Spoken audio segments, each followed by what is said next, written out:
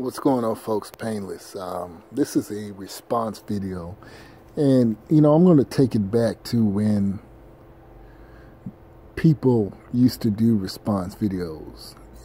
They had something meaningful to say. I've kind of divorced myself from the roasting crowd, which I never really entertained in the first place. But it's good to converse with people via social media, YouTube, that being YouTube, and discuss things without really going in on one another. This is a response video to TheLastCrucible. I listened to his latest video, and I think it's safe to say he was mentioning me in the beginning parts of his video. The video in question of me rethinking interracial relationships. And I want to clarify also, based off some of the comments I received off that video that I did, rethinking interracial relationships or marriage. Let me say this.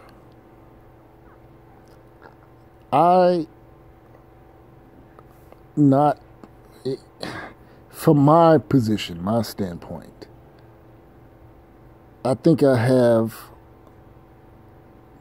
an advantage to rethink interracial relationships, being that I was and had numerous interracial relationships.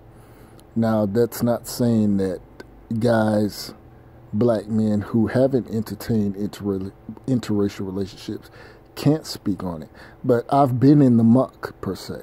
I've been on the other side, and I can say that it's not bad. And if you listen back to my video, Rethinking Interracial Relationships, I spoke pretty much about white women, and I also talked about that when people talk about interracial relationships, they're not necessarily talking about Asians and black men. They're not necessarily talking about Armenian women and black men. They're not necessarily talking about, especially personally in my case, not necessarily talking about Polynesian women and black men. It's always from a black-white perspective. That being white women, black men. And that's what I honed in on. I honed in on that. And I think, and as I've said, I'm going to reiterate, in this social climate, and I painted the picture. I gave you all a scenario in that video. Go back and listen. Thanksgiving. You have a white woman who invites you over. Now you're sitting around, because when I go with a female, this is Painless speaking, when I go to a female function, activity, or whatever have you, I go mingle with the men. I don't sit next to my significant other, my wife, my girlfriend. I go mingle with the men. And while I didn't say that in that video, I painted a scenario in which, imagine yourself as a black man in this social political climate, discussing issues, because that's what it leads up to. It's a little bit of sports, a little laughing, and, oh, your team sucks, or, things like that. And then it always leads to social, religious, and those types of topics or conversations. And you get to discussing politics. And I think that and we know that white people speak and talk, because black people talk a lot of shit. We talk a lot of shit about other groups, most notably white people. And I think it's safe to say that white people talk a lot of shit about black people, especially with us having a non-white, fully white, because Obama can claim to be white just as much as he claims to be black. I think white people have kind of let their hair down and start throwing the N-word around a little bit more than usual. And I said, imagine you with that white woman's uncle, boy cousins, father, and having these conversations. I think in some way, shape, or form, you're going to have to bite your tongue in a little bit, in some sense of the word, for the sake of maintaining whatever relationship you have with that white woman. That's all I'm saying. I'm not against interracial relationships. I'm not. And the social defect I spoke about, and I said that because if you have to bite your tongue and you can't really say what you want to say around those white men, you by default have a social defect. If you're going to commit yourself to that woman, that white woman, quote unquote, white woman, you have a social defect. I mean, that's what's going to happen. You can't freely say, at the expense of maintaining a coherent, positive, functional, long-lasting relationship with that white woman, you can't say what you really want to say. And I think black men, there are a lot of black men that just are feeling that way. That's all I'm saying. That is all I'm saying. Now, when you're dealing with non-black minorities, I've said this many times before, black American culture is degenerative. It's dysfunctional. It's very chaotic. And we know that when a man has a child with any type of woman, the child usually goes with the mother, even in the instance of a black man and a black woman together. And what I've seen, now if you follow me, I said I believe, Painless believes, I have a distinct advantage, being that I've dealt in numerous interracial relationships and have known black men to have also dealt with numerous interracial relationships. Most times, I say about 90% of the time, that mixed child, as a result of that interracial relationship, is going to gravitate to that mother's culture. That's this reality.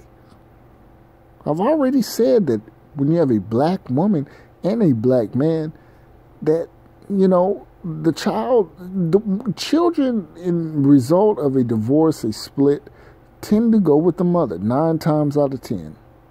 8 times out of 10. I'll go conservative. And the same results can be found based off my personal observation. That is the case when you're dealing with non-black minorities. Yeah, i.e. Mexican, Puerto Rican, Hawaiian, whatever have you, Navajo. And they're going to gravitate to their mother's culture. And they're going to grow up and not really have any, while I said black American culture is degenerative, they're not going to really have any inkling about as a black man, your black side. That's just factual. Now, it can be good or bad. But I can tell you one thing. While black American culture is degenerative, yes, I stand by that. I'm not saying I condone it, but there are some things that black women, despite being engrossed in that meaning black degenerative culture, we can build and unify. Now, I'm against black women that ain't shit, that are out here twerking, getting all these damn tattoos and piercings. But there are a lot of good, educated black women out there. That's all I'm saying, brother. That is all I'm saying. You know, we like to generalize. I think that's human intuition. We love to generalize. I'm guilty of it. Everybody's guilty of it. But just to, you know, I go back on what I was talking about. I was speaking about white women. White women.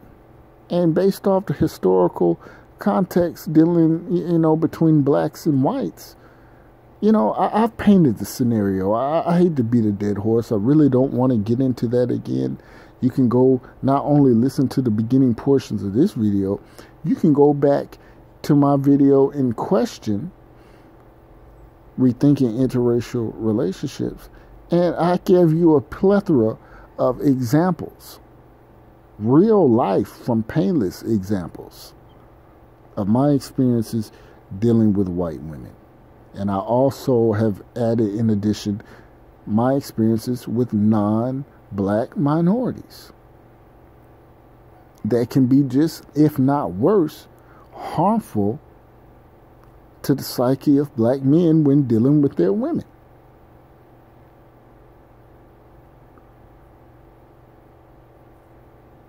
And I think I made it pretty clear that I don't see myself with a white woman.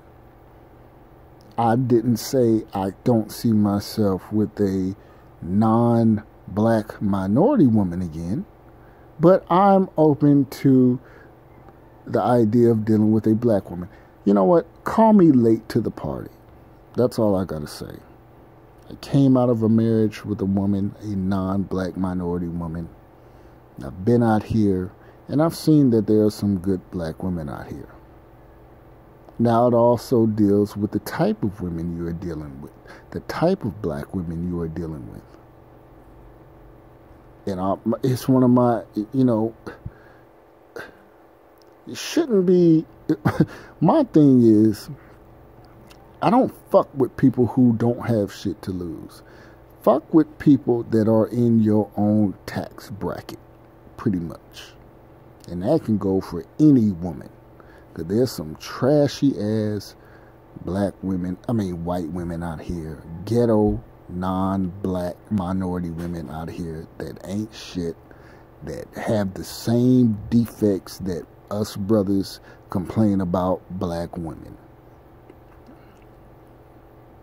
And that's just real. So I wanted to really chime in. Shout out to TheLastCrucible. I know we had, you know, some little static, you know. But, you know, we discuss things. That's what men do. We have disagreements. We talk about it. We don't wear it on our sleeve or on our collar or whatever have you. We discuss, move on. We don't hold feelings. And, you know, we don't hold, you know, we don't have any animosity. We don't hold, that's what I believe. But that's what I have to say about that. Short video, painless, check me out. Coming back. Peace.